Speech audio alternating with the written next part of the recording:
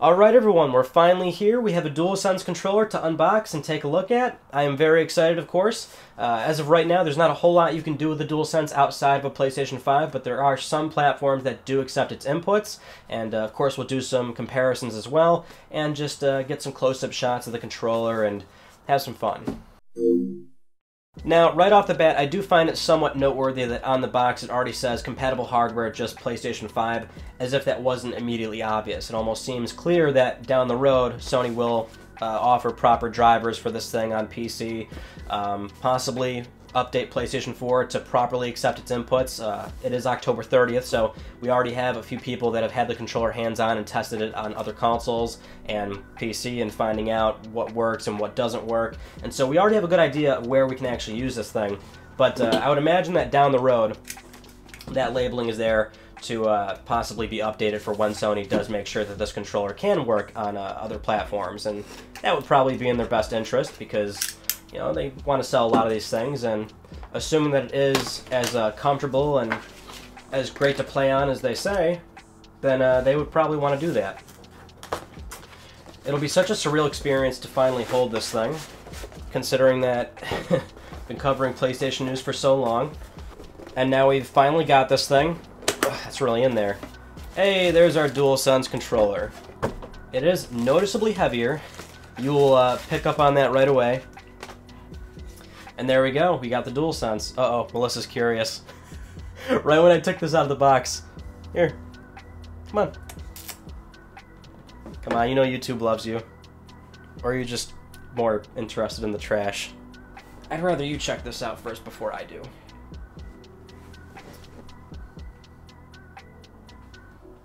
What do you think? Alright. Anyway. Yeah, noticeably heavier, and I could definitely see myself right away, already playing this for years to come. Let me just take you in real close there so you can get a good look at it. I do have a little bit of a natural light coming in the room here, so it doesn't have the best lighting right now, at least for how I've set up this area.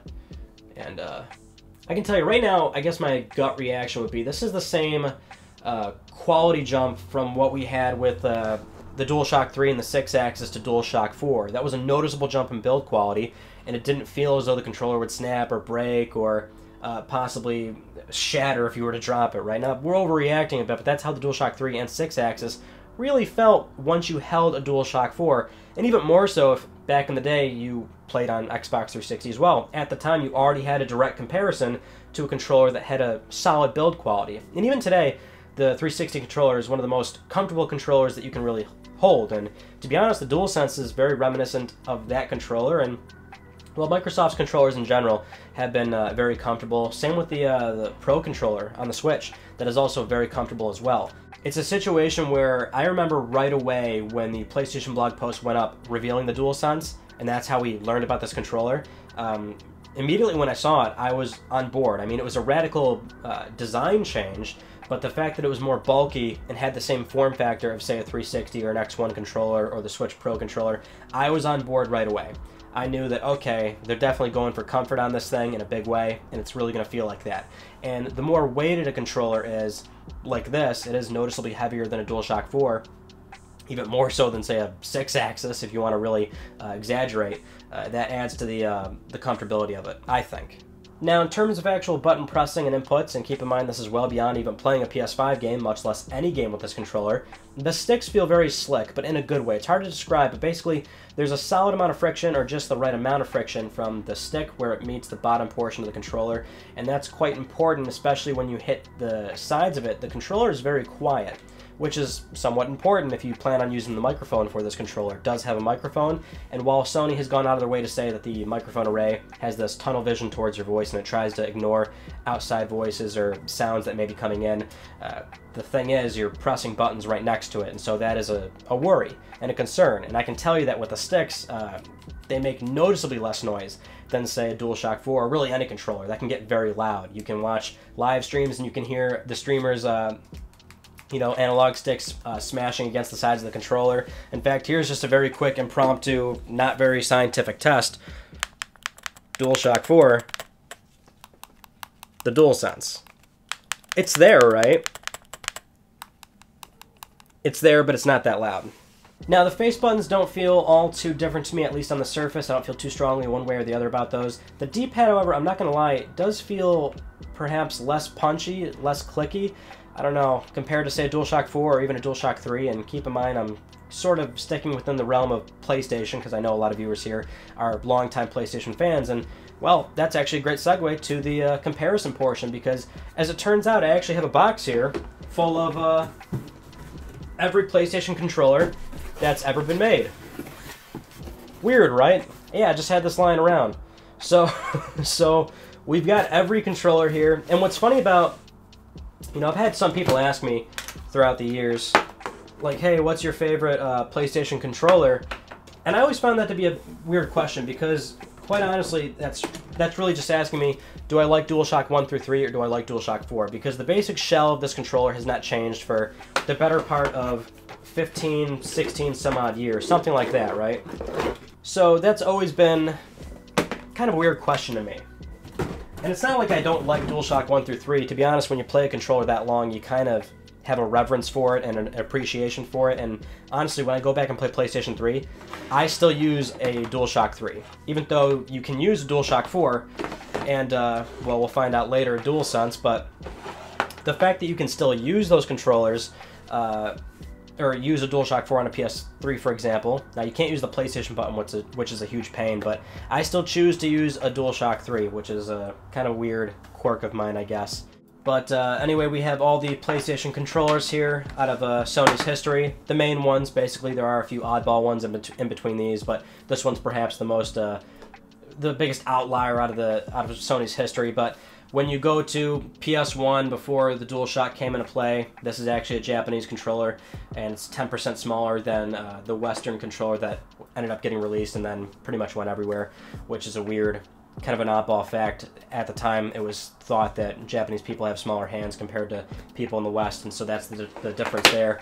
This is the first actual controller with analog sticks, where it's got a longer base here, and the sticks are actually like plastic and concave rather than convex, which is interesting because this is the first iteration of sticks on a PlayStation controller. Then you got the DualShock. I'm tripping over my words.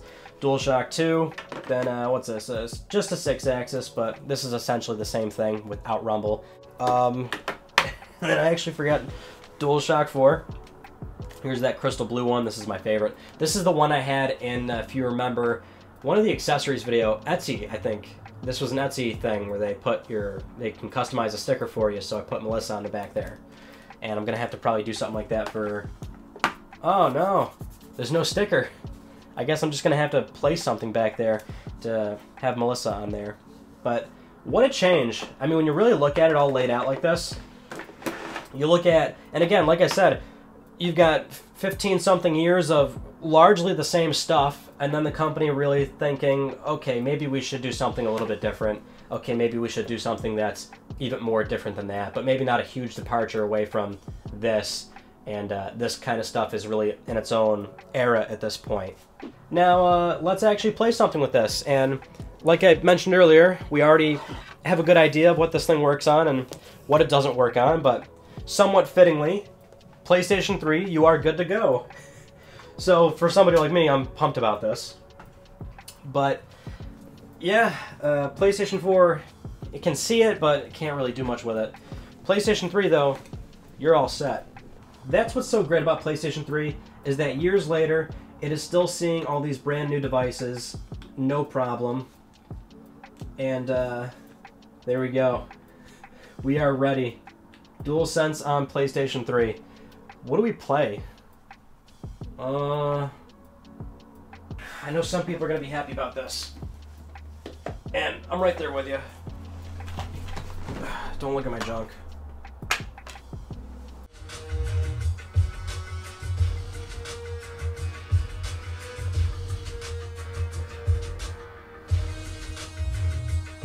This is such a dumb idea. Oh man. I get to do this. This is fun. Oh, here, I'll get a direct feed. 720p, 60 frames per second. You gotta love MotorStorm. If you can see any bald spots on the back of my head, don't tell me. I'm well aware that I'm losing hair. It'll happen to you too. Don't think that you're immune to it. Ladies too, I see all 5% of you. On a good day, it's 5%. We're playing MotorStorm, and everything about the controller works on this. Everything is accepted. Obviously, PlayStation button still does not work, which is the unfortunate caveat with PlayStation 3, is that it accepts so many controllers that you plug into it, but there is nothing that will recognize the PlayStation button outside of more generic controllers that are specialized to make an input for that the operating system will read. Now maybe it would have been appropriate to play Demon Souls. Uh-oh. I don't even think I have it up there. I got a shelf in here, and then I got 2 more shelves in my living room, and I think it's out there.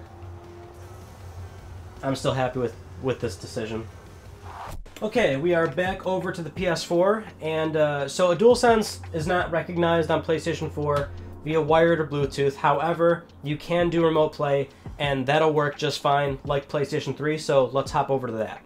Okay, so while it's not entirely ideal, this is your one way of using a DualSense on PlayStation 4. And it's plug and play, it works immediately. So, controller's connected. We are good to go. Not really a great connection right off the bat, but it will work. You know I have to. Yeah, this is plug and play, and you're even getting the blue lights as well, so it's properly recognized through remote play on PlayStation 4, mind you, because the remote play apps have been updated recently to support PlayStation 5. It's an option when you start the application, either on mobile or desktop, and so Sony's ready to go on their end, basically. It's just, it will take the controller right away. Oh, Jack 2. Oh, remote play. Does anybody actually play games like this? And I feel like now that I've said that, the people that actually do will feel obligated to step forward. And I understand that's your duty as a person that actually plays games like this. But obviously Sony's solution here hasn't been the best when it comes to remote play. I mean, they were not first, but you know, they offered this solution fairly early. We had remote play options on PSP, for God's sake. So I mean, they've been doing stuff like this for a long time, but yeah, this isn't very ideal. Not that my connection's very solid to begin with, but you know, yeah, you can do it. We got DualSense action going on. Alright, that's about it. That's all we can reasonably do with the DualSense right now. We've already got other tests online that are showing where it works and doesn't, and a lot of places it's not ready. But either way, very nice controller right off the bat. Can't wait to start playing some PlayStation 5 games. Thank you so much for watching this video. I hope you've enjoyed it. If you haven't yet, of course, please subscribe for the best PlayStation news, reviews, and updates that are here on YouTube. You can follow me on Twitter at Mystic Ryan, and that is it. I will see you all in my next video. You take it easy.